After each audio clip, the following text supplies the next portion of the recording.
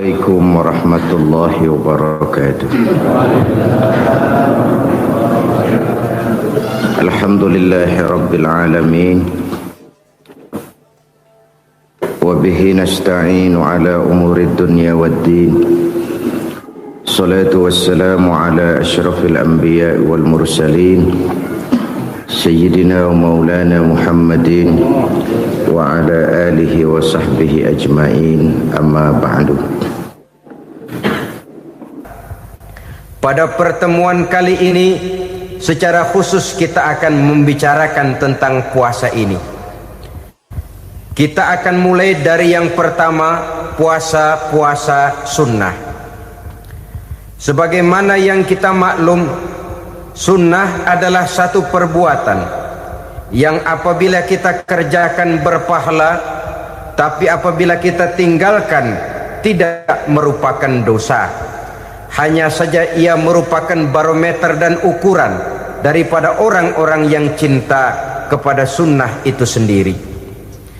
Ada banyak jenis puasa-puasa sunnah ini. Yang pertama, puasa sunnah di bulan Muharram. Rasulullah sallallahu alaihi wasallam bersabda, "Afdhalus siyami ba'da Ramadan syahrullahil Muharram, wa afdhalus salati ba'dal fardhah salatul lail." Diriwayatkan oleh Muslim dari Abi Hurairah. Puasa yang paling utama sesudah puasa Ramadan tidak lain adalah puasa di bulan Muharram, dan solat yang paling afdol sesudah solat yang wajib adalah solat pada sepertiga malam yang akhir. Puasa di bulan Muharram merupakan puasa sunnah dan mempunyai nilai yang sangat besar dalam pandangan Allah Subhanahu wa ta'ala. Buat mereka yang mampu melaksanakan puasa sunnah di bulan Muharram ini, boleh melaksanakannya selama 10 hari. Hari yang pertama boleh juga 3 hari saja, atau setidak-tidaknya 1 hari daripada bulan Muharram. Yang kedua, puasa 10 hari daripada bulan Zulhijjah. Karena bulan Zulhijjah ini memang termasuk bulan yang dimuliakan oleh Allah Subhanahu wa ta'ala. Pertama, di sana ada hari Tarwiyah, ada hari Arafah, ada hari kurban, ada talbiyah, ada pelaksanaan haji dengan segala manasiknya. Maka puasa sunnah di bulan Zulhijjah merupakan amalan yang sangat utama dan besar pahalanya dalam pandangan Allah Azza wa Jalla. Sebagian ulama menjelaskan, man shoma hazihil ayyam akramahullahu bi asyri asya'in. Siapa orang yang melaksanakan ibadah puasa sunnah pada hari-hari 10 di bulan Zulhijjah ini, Allah Subhanahu wa ta'ala akan memuliakannya dengan 10 macam perkara. Saudara, ini keuntungannya. Yang pertama, orang yang puasa di hari-hari 10 bulan Zulhijjah diberikan al-barakah fi umrihi, diberikan keberkahan pada umurnya. Setiap kita ingin memperoleh umur yang berkah. Umur yang berkah itu yang bagaimana? Apa yang jumlahnya panjang? Mungkin.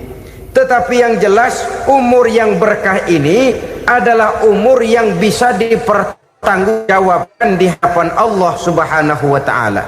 Artinya, umur yang diisi penuh dengan kebajikan, umur yang diisi dengan segala macam kegiatan ibadah, dan umur yang dengan demikian sungguh pun kita sudah mati, jasad terkubur dalam tanah, nama kita akan tetap hidup, dikenal orang oleh karena kebajikan yang kita kerjakan.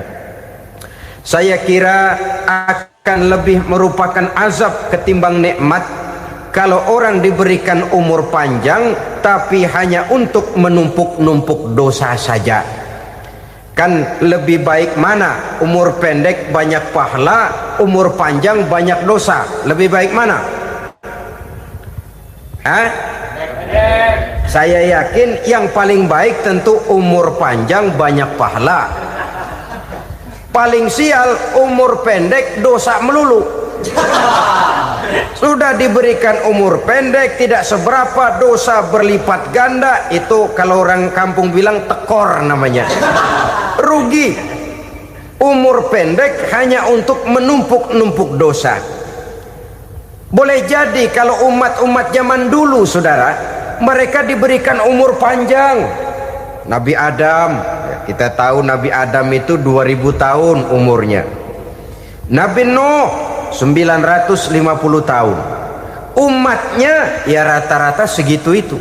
Nah, kalau mereka misalnya punya umur 800 tahun, lalu 200 tahun mereka melakukan dosa, kan masih punya restan 600 tahun untuk taubat.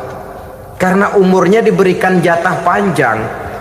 Kita ini oleh Allah Subhanahu wa taala, umat Nabi Muhammad ini umurnya pendek-pendek. Kalau nyontoh Nabi 63 tahun saja. Kalau diberikan 70 tahun umur kita sekarang, itu sudah dapat jatah lebih 7 tahun. Alhamdulillah bahwa Allah memberikan saat-saat, waktu-waktu, tempat-tempat yang punya nilai istimewa, sehingga umur yang pendek ini bisa bernilai panjang, nilai ibadahnya bisa bernilai pahala seperti umat yang berumur panjang dahulu itu. Karena itu manfaatkan umur dengan baik, dan salah satu keberkahan daripada umur akan datang dengan melaksanakan ibadah puasa sunnah. Ini yang pertama. Yang kedua, az-ziyadatu fi malihi, berikan tambahan hartanya, menjadi orang kaya. Kaya apa? Kaya hati setidak-tidaknya. Karena dengan tekun dan rajin melaksanakan ibadah puasa, yang segera tertanam dalam jiwa seseorang merasakan cukup di dalam kehidupan. Itulah dia orang yang paling kaya, orang yang hidupnya paling cukup. Kalau orang sudah merasa cukup dalam hidupnya, maka itulah dia orang yang kaya. Saudara-saudara kaum muslimin rahimakumullah, puasa sunnah memberikan tambahan harta, usahanya berkembang, dengan demikian membawa keberkahan, hartanya makin bertambah, akan menunjang ibadahnya kepada Allah, lebih memantapkan dan membawa ketenangan dalam hidupnya. Itu termasuk berkahnya melaksanakan puasa sunnah itu.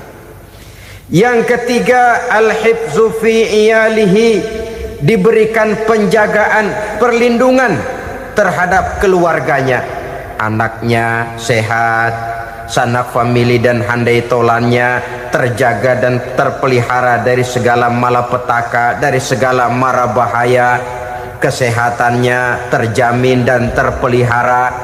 Itu sudah merupakan modal yang sangat besar di dalam kita mengarungi kehidupan. Sebab rasanya sulit untuk bahagia, duit kita banyak sekali, usaha kita selalu mendatangkan untung yang berlipat ganda. Tapi sebentar-sebentar anak kita sakit, yang ampek, yang korengan, yang kena musibah, ndak tak karu-karuan sakit, berobat sampai jutaan rupiah. Itu kan sudah tidak membawa kebahagiaan. Uang masuk yang begitu banyak jumlahnya, habis akhirnya untuk berobat saja. Sebenarnya hitung-hitung ya seri-seri juga. Usaha berhasil, duit banyak, habis untuk berobat. Lah sama juga saudara-saudara. Jadi dengan demikian, biar duit kita banyak, asal keluarga pada sehat saja, udah enak bener itu. Duit banyak, ekonomi cukup, keluarga sehat, nikmat rasanya menjalani kehidupan ini. Yang kiamat sudah duit kagak barang seperak, keluarga ampek semua. Kiamat sudah. Saudara hadirin yang saya hormati, jadi yang ketiga, Allah memberikan pemeliharaan terhadap keluarganya. Satu kali orang dipelihara Allah, tidak satu kekuatan pun yang bisa mencelakakan. Satu kali orang disengsarakan Allah, tidak satu tenaga pun yang mampu menyelamatkannya. Itulah sebabnya perlindungan Allah, pemeliharaan Allah terhadap diri dan keluarga sangat kita perlukan di dalam kehidupan ini. Dengan melaksanakan ibadah puasa, kita mendekatkan diri kepada Allah. Dengan dekat kepada Allah, maka Allah pun dekat kepada kita. Sehingga dalam hadis qudsi dikatakan, ta'arraf ilallahi firraha ya'rifka fi syiddah. Ingatlah kepada Allah di waktu kamu senang, agar Allah ingat kepada kamu di waktu kamu susah. Yang kita laksanakan kadang-kadang sebaliknya. Waktu susah kita ingat Allah, waktu senang kita lupa Allah. Akhirnya nanti pada waktu kita melarat, kebelangsak, susah dan sebagainya, pertolongan tidak akan datang kepada kita.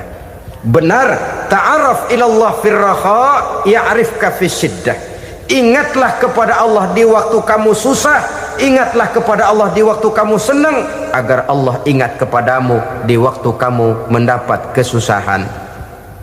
Umumnya watak manusia memang kalau sudah dapat susah, ingat kepada Allah. Waktu duduk, waktu berbaring, sambil tidur, dalam segala keadaan Allah disebutnya, Allah dimintakan pertolongannya. Tapi dikala dia berada pada posisi di atas angin, merasa senang, bahagia, Allah terlupakan. Saudara-saudara kaum muslimin, itu yang ketiga. Yang keempat, at-takfiru li sayyiatihi. Orang yang melaksanakan puasa sunnah itu diampuni segala dosa dan kesalahan yang telah dilakukannya. Dan yang kelima, at-tad'ifu li hasanatihi. Diberikan balasan yang berlipat ganda dari segala kebaikan yang dikerjakannya. 1 berbalas 7, 7 bisa berbalas 10, 10 masih berbalas 100, masih ditambah dengan wallahu yudha'ifu liman yasha. Allah melipat gandakan pahala orang-orang yang dikehendakinya. Maka carilah satu kebaikan yang apabila kita kerjakan, dosa akan dihapus dan nilai pahalanya menjadi berlipat ganda. 1 kali kita bekerja, 2-3 bisa kita raih dan kita jangkau. Yang keenam, orang yang melaksanakan puasa sunnah di bulan Zulhijjah, at-tashil li sakarati mautihi. Diberikan kemudahan pada saat menghadapi sakaratul maut. Maut a mysterious problem. Dia adalah pintu yang setiap orang pasti akan memasukinya. Bahwa mati adalah mati, itu semua kita tahu. Tapi hakikat orang pada saat menghadapi mati itu kan berbeda-beda.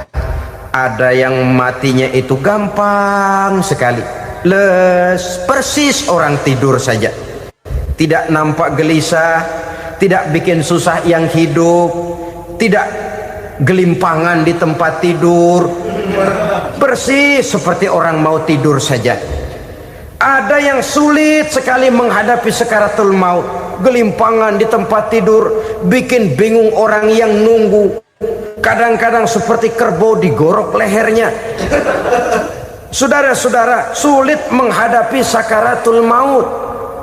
Oleh karena itu Rasulullah sallallahu alaihi wasallam sering beliau itu kalau berdoa membaca Allahumma hawin alayya fi sakaratil maut. Ya Allah, mudahkan saya di dalam menghadapi sakaratul maut.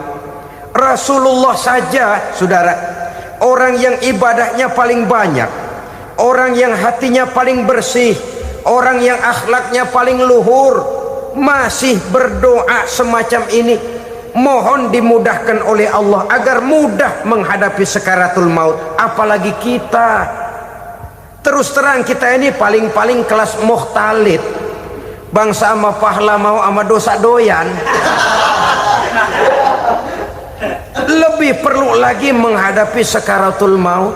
Sehingga apabila malaikat maut datang menjemput nyawa kita, dimudahkan, jangan dibikin sulit, supaya mudah. Jadilah orang baik-baik.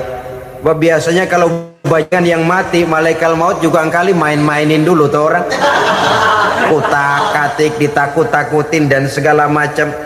Saudara hadirin yang saya hormati, maka menghadapi sakaratul maut ini merupakan kunci, apakah seseorang bisa husnul khatimah atau bisa su'ul khatimah. Salah satu jalan untuk memudahkan diri menghadapi sakaratul maut, melaksanakan puasa sunnah di bulan Zulhijjah ini. Yang ketujuh, ad-diya'u li zulumati qabrihi, diberikan terang di alam kuburnya. Kubur, saudara tahu, saudara tentu sering lihat orang dimasukkan ke liang lahat, ditutup dengan papan, dinding ari kata kita di kampung, lalu diuruk lagi dengan tanah. Dalamnya liang lahat, gelapnya liang lahat, gelapnya diuruk dengan tanah, gelapnya di dalam kubur, tiga gelap yang menjadi satu.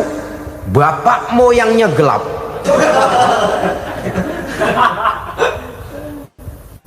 Puasa sunnah ini merupakan terang di alam kubur kita nanti. Yang kedelapan, at-tasqil limizanihi, diberikan keringanan pada timbangan di hari akhirat nanti. Bahwa setelah dibangkitkan dari kubur, setiap kita akan menghadapi perhitungan, akan ditimbang segala macam kebaikan dan segala macam kejahatan yang pernah kita lakukan di dalam kehidupan. Orang yang melaksanakan ibadah puasa sunnah, at-tasqilu limizanihi, diberikan keringanan timbangan hari akhiratnya nanti. Yang kesembilan, an-najah minal bala, diberikan keselamatan dari segala macam bencana. Dan yang kesepuluh, as-su'ud ala darajatihi, diberikan ketinggian, naik derajatnya, derajat di dunia, lebih-lebih lagi derajat di akhirat nanti. Ini keutamaan yang diberikan Allah Subhanahu wa ta'ala kepada mereka yang melaksanakan ibadah puasa 10 hari di bulan Zulhijjah menurut penjelasan sebagian dari para ulama kita. Jadi setelah puasa Muharram ada lagi puasa Zulhijjah. Kemudian puasa sunnah yang ketiga, puasa sunnah pada hari Senin dan hari Kamis. Apa sumber hukumnya? Diriwayatkan oleh Imam Muslim dari Abi Qatadah, Rasulullah sallallahu alaihi wasallam ditanya tentang puasa pada hari Senin. Kenapa Rasul melakukan itu? Beliau menjawab, zalika yaumu wulidtu fihi wa yaumu bu'istu au unzila alayya fihi. Hari Senin itu adalah hari di mana aku dilahirkan dan hari di mana aku dibangkitkan. Wahyu pertama turun kepadaku pun pada hari itu. Maka sunnah melaksanakan puasa pada hari itu. Adapun hari Kamis, ada hadis yang diriwayatkan oleh Imam Turmuzi dari Abi Hurairah, Nabi bersabda, tu'radul a'malu yaumul isnaini wal khamisi fa uhibbu ay yu'radu amali wa ana sha'im. Disetor amal setiap manusia pada hari Senin dan pada hari Kamis. Maka aku ingin, kata Nabi, agar pada saat amalku disetor itu aku sedang puasa. Jadi malaikat itu menurut riwayat ini mencatat dan menyetorkan catatan amalan seseorang pada hari Senin, hari Kamis. Tiap hari Senin amalan kita disetor oleh malaikat. Catatan terakhir tentu yang sedang kita kerjakan, sehingga yang masuk daftar, saya tinggalkan orang ini, dia sedang puasa, karena naik catatan amalnya pada hari Senin. Kamis diangkat lagi, catatan paling akhir, saya tinggalkan orang ini, dia sedang puasa. Itu makna fa uhibbu ayyurada amali wa ana shaim. Aku senang kalau pada saat amalku disetor, catatan paling akhir aku lagi puasa. Satu keistimewaan. Alangkah celaka tiap amalan disetor kita sedang berbuat jahat. Senin, Kamis, teler, mabok, judi. Tiap amalan disetor catatan akhirnya, saya tinggalkan si fulan lagi teler. laporan Senin, Kemis laporan lagi, saya tinggalkan si Fulan lagi mirit kartu. Saudara hadirin yang saya muliakan, alangkah jeleknya catatan kita. Oleh karena itu sunnah puasa pada hari Senin dan hari Kemis. Ini amalan sunnah saudara-saudara. Dan oleh karena ini amalan sunnah, sebagian ulama memberikan penjelasan, walaupun lupa niat, kalau sudah malam itu lupa niat, boleh niatnya sudah siang puasa sunnah ini, dengan catatan dari pagi belum makan apa-apa.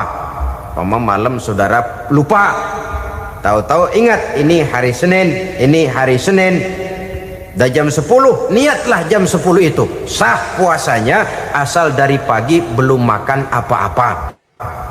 Tapi kalau sudah dapat 2 piring baru niat jam 10, itu lain, ngojek namanya.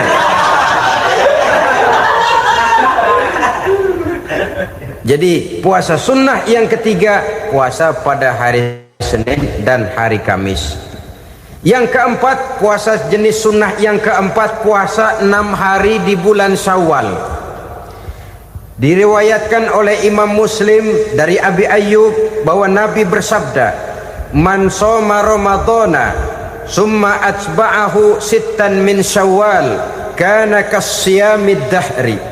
Barang siapa yang berpuasa di bulan Ramadan kemudian diikutinya dengan 6 hari di bulan Syawal, maka dia seolah-olah seperti orang yang berpuasa 1 abad lamanya. Allahu Akbar. Demikian besar keuntungannya. 6 hari di bulan Syawal sama dengan orang yang berpuasa 1 abad lamanya. Ini fadailul a'mal, saudara-saudara. Jangan diartikan karena menang sudah puasa 6 hari bulan Syawal, Ramadan tahun depannya lantas nggak puasa. Kenapa? Ukurannya sudah 1 abad. Bukan itu pengertiannya. Ini mendorong orang memberikan ganjaran pahala yang sedemikian besar. 6 hari setelah Ramadan, artinya di bulan Syawal. Tidak pada hari pertama Syawal, karena haram hukumnya berpuasa pada hari fitri itu. 6 hari di bulan Syawal. Tinggal lihat yang mampunya saja.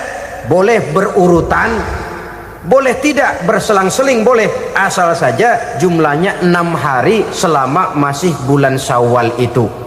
Hari ini 3 hari lagi, 4 hari lagi, diselang-seling atau berurutan, itu juga lebih baik. Puasa sunnah 6 hari daripada bulan Syawal. Kemudian yang kelima, puasa sunnah 3 hari pada setiap bulan. 3 hari pada setiap bulan. Diriwayatkan oleh Imam Bukhari dan Muslim dari Abi Hurairah.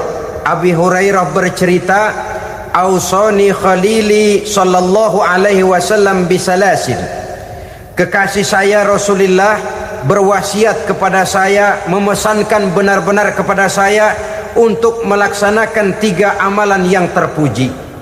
Pertama, siyamu salasati ayyamin min kulli syahrin.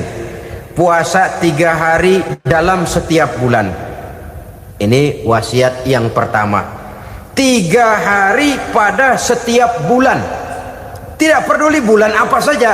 Dalam artian ya bulan menurut perhitungan Islam ya. Muharram, Safar, Rabiul Awal, Rabiul Tsani, Jumadal Ula, Jumadil Akhir, Rajab, Sya'ban, Ramadan, Syawal, Zulqa'dah, Zulhijjah dan selanjutnya. 3 hari pada setiap bulan. Tanggalnya tanggal berapa saja. Lebih utama pada yang disebut Yaumul Bid, yaitu hari-hari di mana bulan menunjukkan purnama.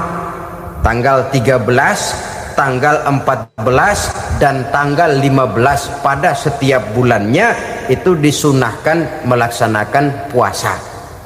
Itu wasiat pertama, puasa 3 hari pada setiap bulan.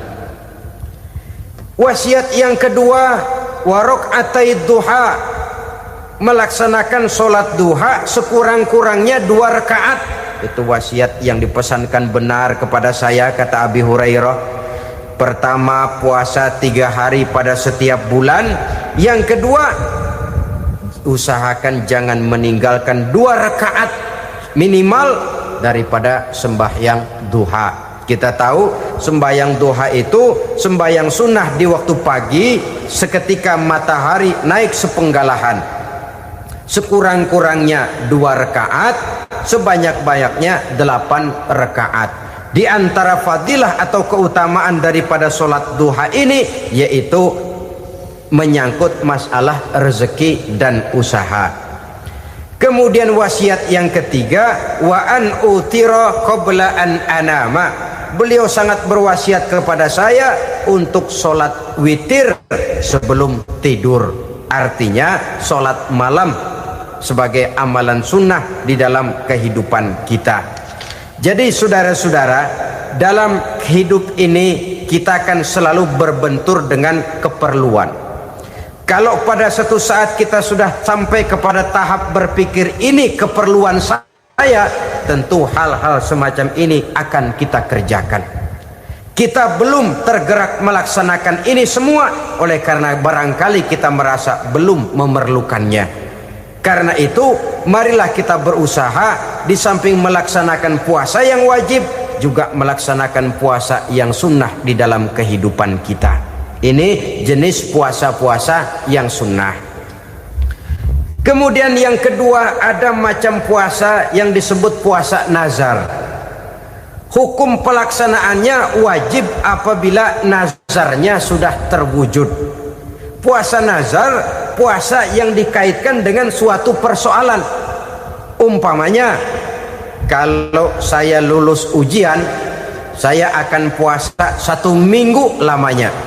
Begitu ujiannya ternyata lulus, dia wajib bayar nazarnya. Puasa 7 hari, tidak lagi sunnah tapi wajib karena dia nazarkan. Asal saja tidak sah nazar kepada yang makruh apalagi kepada yang haram. Umpamanya nazar kalau tembus 6 nomor mau puasa 3 hari. Itu nazar semacam itu bukan saja tidak sah tapi haram hukumnya. Tidak boleh nazar kepada yang makruh apalagi kepada yang haram. Jadi apabila maksud yang sudah kita niatkan tercapai, wajiblah nazar itu dibayar, yaitu kalau nazarnya sunnah melaksanakan ibadah puasa. Saudara-saudara kaum muslimin rahimakumullah. Jenis puasa yang ketiga kita kenal dengan puasa wajib. Dan ini kita laksanakan pada bulan suci Ramadan. Tentang teknis pelaksanaan ibadah puasa di bulan Ramadan sudah pernah saya bicarakan pada pertemuan tentang Ramadan dan Idul Fitri. Pada kesempatan ini saya hanya ingin mengajak bahwa di dalam melaksanakan ibadah puasa Ramadan ini marilah kita mengadakan evaluasi. Kenapa demikian? Barangkali secara jujur, walaupun agak berat, saya masih harus berkata, masih banyak di antara kita umat Islam yang di dalam melaksanakan suatu ibadah terjebak dalam rutinitas ritual. Apa itu rutinitas ritual? Itu bahasa susah. Berhubung saya tidak ingin bicara yang susah-susah, kita bicara yang mudah-mudah saja.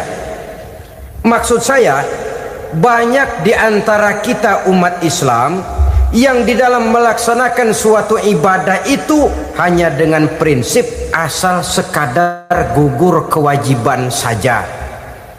Akibatnya, sampai sejauh mana ibadah itu berhasil membentuk kepribadian diri kita, kita jarang mengadakan evaluasi dan penilaian. Salat yang penting gugur kewajiban. Puasa yang penting sudah gugur kewajiban. Haji yang penting sudah gugur kewajiban. Maka jangan heran kalau itu yang jadi prinsip, ibadah lantas tidak punya dampak dalam membentuk kepribadian diri.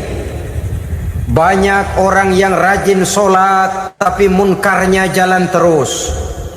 Sampai kadang-kadang kita bingung, yang sembahyang dia, yang nyolong dia.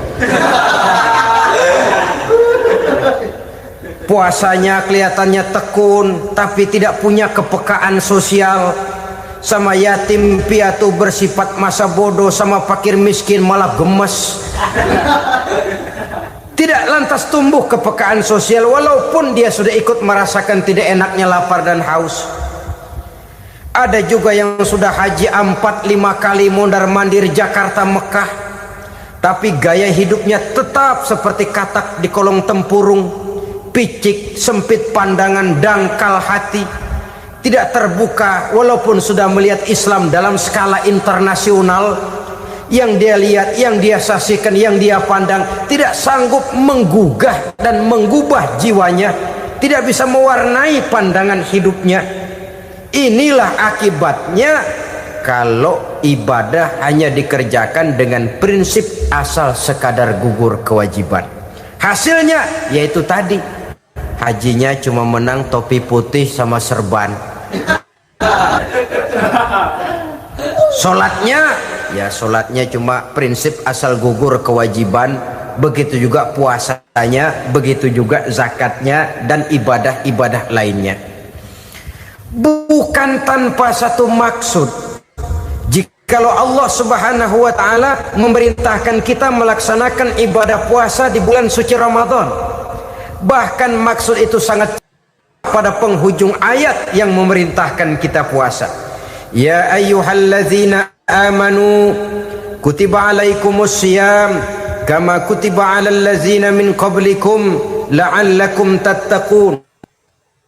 Orang yang beriman, diwajibkan atas kamu berpuasa, telah diwajibkan juga kepada orang-orang yang sebelum kamu, la'allakum tattaqun, agar kamu dengan puasa itu menjadi manusia yang bertakwa kepada Allah Subhanahu wa ta'ala.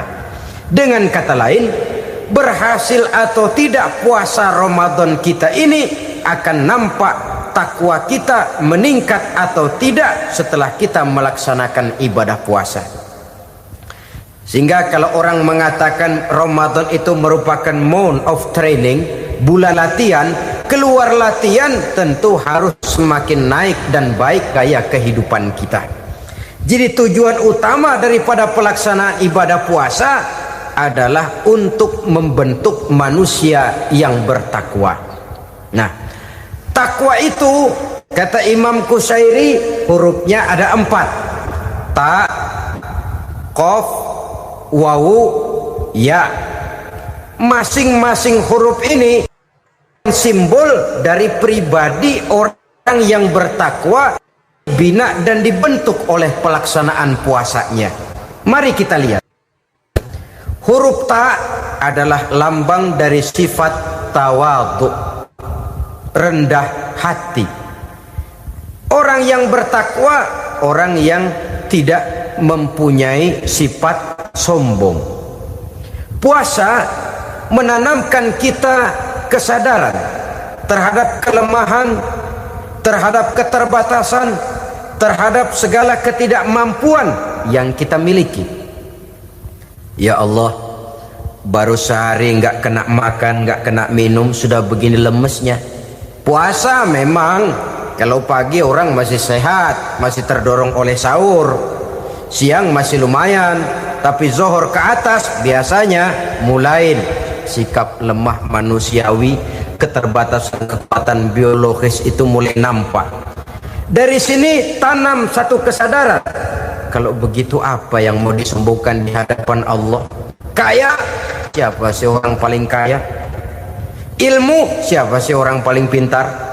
Pangkat, siapa sih orang paling tinggi jabatannya? Dari sifat semacam ini lahir introspeksi, rasa mawas diri, timbul sifat tawaduknya, rendah hatinya, tidak melonjak menjadi angkuh dan sombong lantaran sedikit kemampuan dan kekuatan yang dimilikinya. Lalu untuk sikap yang lebih jauh, terwujudlah, terbentuklah apa yang dinamakan stabilitas temperatur batin. Orang tetap konstan menjaga nilai-nilai idealisme yang pernah dimilikinya. Dia mulai dengan adil, dia berjalan tetap dengan keadilan, dan dia berakhir juga tetap dalam keadilan. Jangan mulainya adil, tengahnya setengah adil, di akhirnya malah zolim sama sekali. Ini tidak punya stabilitas temperatur batin. Kan banyak orang begitu toh. Mulanya benar, belakangan mau benar sendiri. Mulanya sudah rela berkorban buat kepentingan orang banyak, belakangan malah selalu mengorbankan kepentingan orang banyak. Waktu di bawah rajin baca ayat kursi, dapat kursi lupa ayat. Stabilitas temperatur batin, tertipu oleh perasaan seolah-olah situasi dan kondisi sudah serba memungkinkan, sudah serba menguntungkan. Orang yang dibentuk pribadinya oleh pelaksanaan ibadah puasa, dia sadar apapun keberhasilannya, apapun kedudukannya, apapun nilai kekayaannya, itu cuma sebagian kecil sekali dari apa yang ada pada zat Allah Subhanahu wa ta'ala. Hati tidak takabur, sesuai dengan namanya takabur, dari kalimat takabbaro ya takabbaru, membesar-besarkan diri. Orang yang suka membesar-besarkan diri, orang yang tidak yakin bahwa dirinya orang besar, lalu dibesar-besarkan dirinya. Sebenarnya itu sudah satu sikap di mana dia tidak percaya kepada diri sendiri. Dirinya sebenarnya bukan apa-apa, cuma ingin dianggap besar, lalu dibesar-besarkan. Takabbur namanya. Puasa sekali lagi melatih kita menanamkan kesadaran akan kelemahan dan keterbatasan kita sebagai makhluk. Itu sikap tawadu. Fir'aun, saudara tahu Fir'aun, lama-lama dia jadi raja, lupa diri dan lupa daratan, melonjak menjadi angkuh dan sombong, sampai kepada puncak kekurang ajarannya, memproklamirkan dirinya menjadi Tuhan. Hitler juga begitu. Pendeknya, orang manakala tidak ada kesadaran tentang dari mana segalanya berasal dan kemana segalanya akan kembali, dia mudah out of control. Kalau sudah out kontrol, maka dia akan melakukan perbuatan yang melampaui batas. Itu yang pertama. Jadi orang takwa, orang yang rendah hati, salah satu tujuan daripada pelaksanaan ibadah puasa menanamkan sikap rendah hati. Dari sikap rendah hati ini yang timbul lalu apa? Kepekaan sosial. Kalau saya puasa, saya sudah merasakan bagaimana tidak enaknya lapar.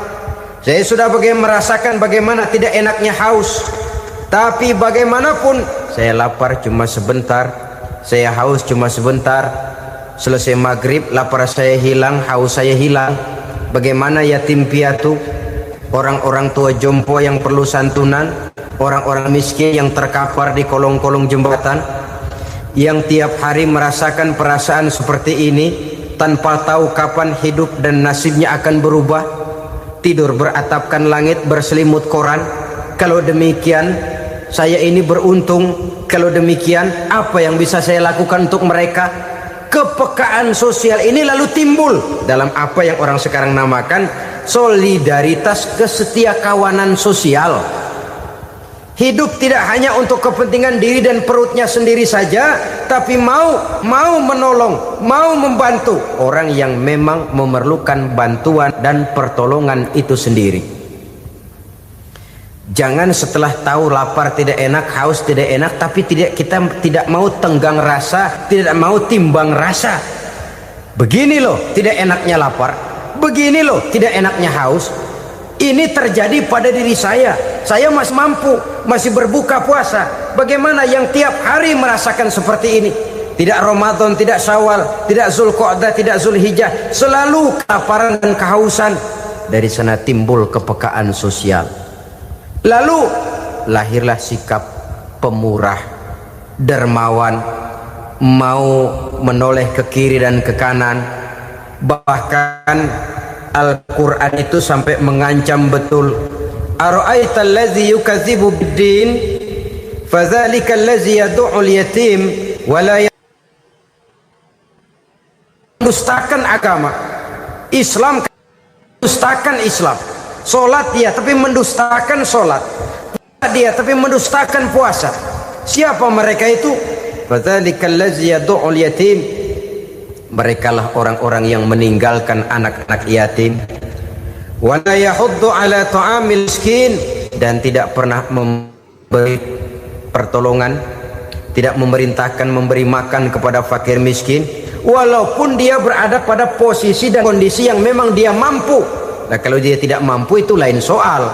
Dia mampu, dia tahu, dan dia diam saja, itu termasuk yukadzibu biddin, orang-orang yang mendustakan agama. Berlindung kita kepada Allah, jangan sampai termasuk ke dalam kelompok itu. Yang kedua, saudara, huruf takwa itu qaf. Qaf adalah lambang dari sifat qanaah. Qanaah artinya merasa cukup. Puasa melatih kita untuk bersikap cukup dalam hidup. Kalau kita perturutkan menjelang saat berbuka, menunggu waktu berbuka, istilah orang di Jawa Barat ngabuburit katanya, kita menunggu saat berbuka, segalanya saja ingin kita beli, segalanya saja ingin kita minum, semuanya saja ingin kita makan. Sebab nafsu sudah begitu berupa, perut sudah sedemikian lapar, kerongkong sudah sedemikian haus, rasanya semuanya saja ingin kita telan. Tapi tahukah kita bahwa setelah maghrib berbunyi, berapa banyak yang kita makan, berapa banyak yang kita minum? Sesuaikah dengan keinginan kita tadi siang? Tadi siang semuanya ingin kita makan, tadi siang semuanya ingin kita minum. Setelah berbuka, berapa banyak yang kita makan, berapa banyak yang kita minum? Itulah kehidupan. Segalanya ingin kita kuasai, segalanya ingin kita punyai, tapi berapa sih yang benar-benar kita perlukan? Maka orang kaya adalah orang yang hidupnya cukup. Orang miskin hakikat yang selalu merasa kurang. Bagaimanapun besar rumah, banyak uang kita, berpuluh kendaraan kita, kalau hidup selalu merasa kurang, itu artinya kita masih miskin. Maka jikalau ingin menjadi orang kaya, kuncinya hakikatnya cuma satu, hati kita merasa cukup dengan yang diberikan Allah, bersyukur atas segala nikmatnya, dan dengan syukur itu, nikmat itu akan ditambah oleh Allah Subhanahu wa ta'ala. Puasa menimbulkan sifat qanaah, dan qanaah adalah watak daripada orang-orang yang bertakwa kepada Allah Subhanahu wa ta'ala. Persis seperti orang minum air laut, makin diminum makin haus, makin diminum makin kering tenggorokan. Begitulah orang berhadapan dengan materi. Tadinya dia akan senang kalau dia merasa punya tanah ratusan hektar. Sudah ratusan hektar tidak cukup, ngelamun lagi, alangkah nikmatnya kalau bisa beli gunung. Gunung dibeli. Sudah punya gunung, lihat laut, aduh kalau laut juga bisa dibeli, beli lagi laut. Sudah punya laut, lihat ke atas, langit ada yang jual apa enggak ya?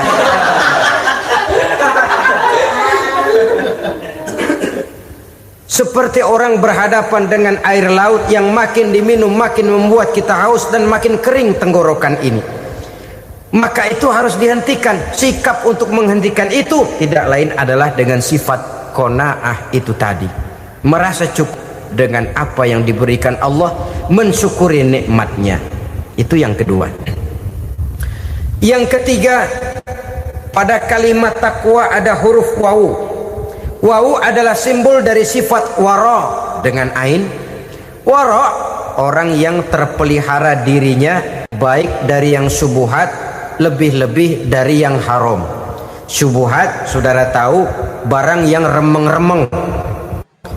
Tapi sungguh pun remeng-remeng, kira-kira prosentasenya 70-30. 70% haram, 30% kemungkinan halalnya. Maka yang syubhat lebih baik dijauhi daripada diambil. Orang yang punya kepribadian wara, dirinya terpelihara, jangankan dari yang haram, dari yang syubhat saja dia sanggup menjaga dan memelihara dirinya. Oleh karena itu saya heran kalau orang di bulan Ramadan dia sanggup menjaga diri di waktu siang dari jenis makanan yang halal, dari jenis minuman yang haram. Ada tahu nganggur di meja siang, enggak dia makan. Ada air teh nganggur di meja siang, enggak dia makan. Padahal itu jenis makanan dan minuman yang halal. Tapi ketika datang maghrib, dia berbuka dengan makanan yang dibeli dari uang yang dihasilkan dengan cara yang haram. Bukankah itu sesuatu yang terbalik? Bukankah dengan demikian sudah tidak lagi menimbulkan sikap yang bisa memelihara dan menjaga kepribadian diri? Orang yang membiasakan diri terpelihara dari yang syubhat apalagi yang haram, maka baik yang dipakainya, yang diminumnya, yang dimakannya terdirilah dari barang-barang yang baik yang dihalalkan oleh agama. Wara. Kemudian yang keempat, pada huruf kalimat takwa ada huruf yakin. Huruf ya simbol dari sifat yakin. Orang yang puasa dibentuk kepribadiannya mempunyai satu keyakinan yang tangguh, dan keyakinan adalah ciri daripada orang yang takwa. Kita lihat yang dipanggil melaksanakan ibadah puasa ini kan iman. Karena memang sulit untuk melaksanakan puasa kalau tidak iman yang jadi dasar. Setidaknya seperti sudah pernah saya sampaikan, ibadah puasa ini memang sulit terkena penyakit show. Kalau kita sholat barangkali terangsang karena kelihatan orang lain. Kalau kita pergi haji mungkin jadi sugesti karena orang banyak tahu. Kalau kita bayar kita jadi terangsang karena banyak orang lihat. Tapi kalau sudah puasa itu kan yang tahu cuma kita dan Allah saja. Ya kita sholat, orang lain lihat, kita jadi rada semangat. Kita pergi haji, orang lain banyak ngantar, kita semangat. Kita bayar zakat, orang lain banyak saksikan, kita bersemangat. Tapi kita puasa, siapa yang mau nyaksiin kita puasa? Siapa yang mau memuji kita puasa? Siapa yang mau menyanjung kita puasa? Itu cuma urusan kita dan Allah. Oleh karenanya dasar daripada pelaksanaan ibadah yang harus mencegah tenggorokan segalanya jadi nikmatan. Tidak ada kerja yang lebih indah selain kerja yang didasarkan kepada satu keyakinan bahwa yang kita kerjakan itu adalah sesuatu yang benar. Dalam hal ini sesuatu yang diperintahkan oleh Allah Subhanahu wa taala kepada kita. Saudara-saudara kaum muslimin rahimakumullah. Demikianlah titik evaluasi kita. Jangan berpuasa hanya dengan prinsip asal sekadar menggugurkan kewajiban saja, yang akan berakibat Ramadan tahun ini berakhir begitu, Ramadan terjebak menjalani rutinitas ritualnya saja. Bahkan kadang-kadang yang nyata betul, Nabi menganjurkan tingkatkan ibadah pada 10 hari yang akhir di bulan Ramadan, tanggal 20 sampai akhir Ramadan. Yang kita praktekkan malah kegiatan ibadah kita justru menurun pada 20 Ramadan yang akhir. Coba lihat 20 Ramadan ke atas, itu pasukan tarawih paling kelas 60-70 tahun ke atas. Kemana yang lain sudah berpikir menghadapi lebaran, berpikir pulang mudik, berpikir macam-macam. Akibatnya konsentrasi ibadah lalu buyar. Dianjurkan Rasul tingkatkan ibadah pada 10 hari yang terakhir. Kita malah makin ke akhir makin lancip.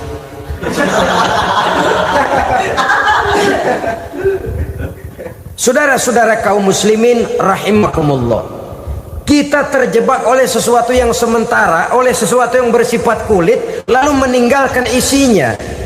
Padahal jikalau kita tidak mengisi Ramadan dengan kegiatan ibadah, berarti kita tidak keluar dari Ramadan dengan jiwa yang baru yang sudah ditempa oleh pengalaman ibadah di bulan Ramadan. Artinya kita tidak kembali kepada fitrah, kesucian seperti saat kita dilahirkan.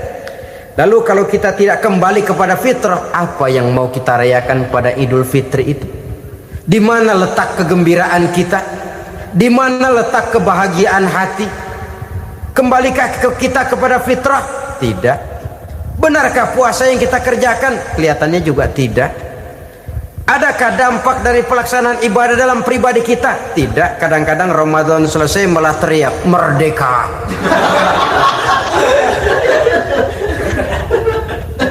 Kalau tadinya Ramadan dia merasa terhalang, mau keluar siang, mau makan siang, bulan puasa, mau minum siang, bulan puasa, mau gandengan, bulan puasa. Ramadan selesai, kibarin bendera, teriak merdeka. Lalu kembali merajalela. Saudara-saudara, dampaknya tidak akan kelihatan. Padahal puasa yang baik, la'allakum tattaqun, membentuk manusia yang bertakwa kepada Allah Azza wa Jalla. Nah, sekarang apa kemudahan dan keistimewaan yang akan diberikan Allah kepada mereka yang sampai kepada tingkat takwa ini? Al-Quran menjelaskan, pertama, may yattaqillaha yaj'al lahu makhraja. Barang siapa yang bertakwa kepada Allah Subhanahu wa taala, maka dia akan diberikan makhraja. Makhraja itu jalan keluar dari segala macam kesulitan. Jalan keluarnya ada saja. Menurut ukuran kemampuan dia tidak mungkin, mustahil, tidak bisa, mana mungkin. Tapi pada waktunya ada saja jalan keluarnya. Termasuk jenis yang yaj'al lahu makhraja. Orang yang bertakwa kepada Allah selalu diberikan jalan keluar dari segala kesulitan yang dihadapinya. Siapa sih orangnya yang tidak pernah sulit dalam hidup ini? Siapa orang yang tidak pernah mengalami kesulitan? Tapi kadang orang menilai, itu kelihatannya hidupnya enak aja ya, kayaknya nggak pernah mengalami kesulitan. Sebenarnya bukan tidak pernah mengalami kesulitan, Allah selalu memberikan jalan keluar dari segala kesulitan yang dihadapinya. Lah kalau Allah yang memberikan jalan keluar, tentu sangat mudah sekali. Orang yang bertakwa diberikan jalan keluar dari segala macam kesulitan. Satu. Yang kedua, wa yarzuqhu min haitsu la yahtasib. Dia akan diberikan rezeki oleh Allah dengan jalan yang tidak disangka-sangka. Rezekinya datang dengan cara yang tidak disangka-sangka. Gajinya mungkin kecil, tapi penghasilannya gede. Kan itu yang penting. Gaji dan penghasilan kan lain tuh. Boleh jadi gaji kecil, asal penghasilan gede, kan nikmat hidup itu. Nah, penghasilan ini ada yang bisa kita perkirakan. Bisa kita perkirakan. Misalnya gaji itu tadi. Kalau saya kerja, gaji saya begini. Ada rezeki yang masuk min haitsu la yahtasib. Tidak kita sangka-sangka, tidak kita duga-duga, tahu-tahu ada saja rezeki. Datang orang bawa persoalan yang mendatangkan hasil. Sebab rezeki, jodoh, maut memang seperti bayangan. Kita uber-uber dia lari, kita diem dia diem. Kan gemesin itu. Bayang-bayang itu begitu. Kita kejar, dia lari. Rezeki juga begitu. Kita diam, dia diam. Setengah mati yang namanya rezeki kita cari, kita uber, ngobek sampai ratusan bohong kita kerjain. Tapi memang belum waktunya, ya sulit untuk tembus. Tapi kadang-kadang giliran kita nongkrong di rumah, datang orang bawain rezeki. Itulah yang namanya rezeki. Tapi ini untuk orang yang bertakwa. Kalau tidak punya kredibilitas takwa, jangan lalu pakai ayat ini. Diberikan Allah dengan rezeki dengan jalan yang tidak disangka. Kan ada ayatnya dah. Kita mah manteng aja di rumah dah. Ntar juga tuh rezeki datang. Ini fasilitas yang diberikan kepada orang yang wa may yattaqillah, bertakwa kepada Allah, yarzuqhu min haitsu la yahtasib, diberikan rezeki dengan cara yang tidak disangka-sangkanya. Maka kadar ketakwaan jangan membuat kita buruk sangka. Tuh orang ya nggak kemana-mana, duitnya ada aja. Kalau dia takwa, Allah berikan jalan keluar. yang lantas ngelihat kiai orangnya ahli ibadah, ilmunya tinggi, akhlaknya luar biasa, takwanya tinggi, rezekinya lancar, lalu husnuzon nih kiai nggak kemana-mana, duitnya banyak, miara tuyul kali ini. Itu termasuk jaminan Allah yang masuk kategori min haitsu la yahtasib. Yang ketiga, yaj'al lahu min amrihi yusra, dimudahkan segala urusannya, dimudahkan segala urusannya. Kemudian yang keempat, yukaffir anhu sayyiatihi wa yu'azzim lahu ajra, diampuni segala kesalahannya dan dibesarkan pahala kebaikan yang dikerjakannya. Maka mudah-mudahan puasa yang kita kerjakan mengantarkan kita kepada ketakwaan kepada Allah, dan takwa membuka janji Allah kepada kita di dalam kehidupan ini. Inilah saja yang kita bicarakan pada pertemuan ini. Mudah-mudahan ada manfaatnya. Terima kasih atas segala perhatian. Mohon maaf atas segala kekurangan. Usikum wa nafsi bitaqwallah. Wassalamualaikum warahmatullahi wabarakatuh.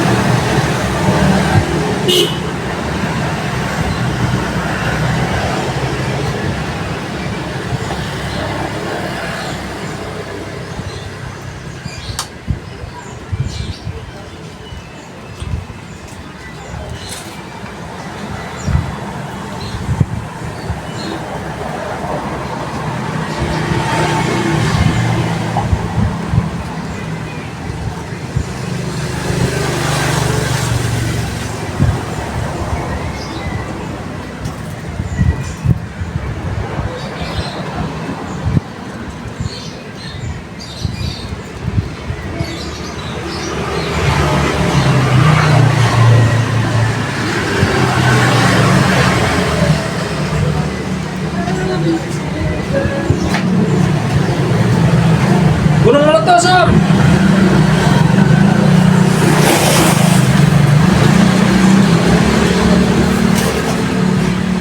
Ini om, satu. 5.000. Thank you.